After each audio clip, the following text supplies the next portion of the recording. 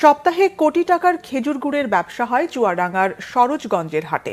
400 বছরের পুরনো এ হাটে গুড়ের বেচাকেনা বেশ জমেছে। ঢাকা সহ দেশের বিভিন্ন জেলার ব্যাপারীদের আনাগোনায় মুখর এই হাট। চুয়াডাঙ্গা প্রতিনিধি সর্দার আল আমিনের তথ্য ও ছবিতে ডেস্ক রিপোর্ট। সারি সারি গুড়ের ভার সাজানো হাটের মাঠে চুয়াডাঙ্গার সরোজগঞ্জের বাজার থেকে একটু ভিতরে বিস্তীর্ণ মাঠে বসেছে খেজুর গুড়ের বড় হাট। গুণে মানে ভালো হওয়ায় এসব গুড়ের চাহিদা বেশ। ভারের আকার ও ওজন ভেদে ওঠানামা করে দাম। প্রতি ভার গুড় বিক্রি হয় 2 থেকে 3 হাজার টাকায়।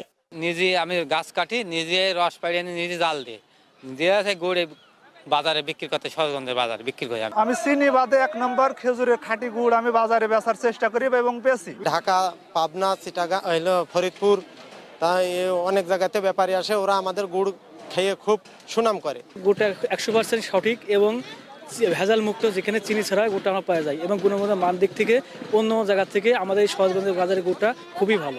গুড়ের মান ঠিক রাখতে ও উৎপাদন বাড়াতে গাছিদের নানা পরামর্শ দেন কৃষি কর্মকর্তা।